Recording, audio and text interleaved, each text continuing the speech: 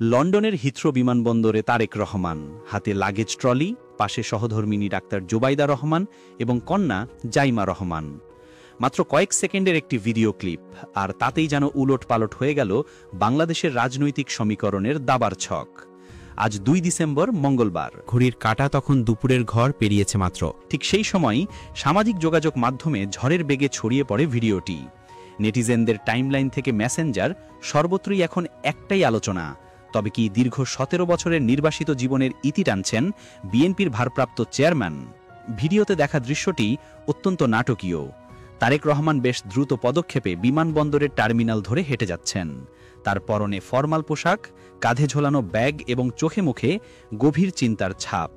সঙ্গে পরিবারের সদস্যদের উপস্থিতি এবং হাতে থাকা লাগেজ ট্রলি সাধারণ মানুষের মনে এই বিশ্বাসই প্রবল করে তুলেছে যে এটি এক দীর্ঘ প্রতীক্ষিত প্রত্যাবর্তনের প্রস্তুতি।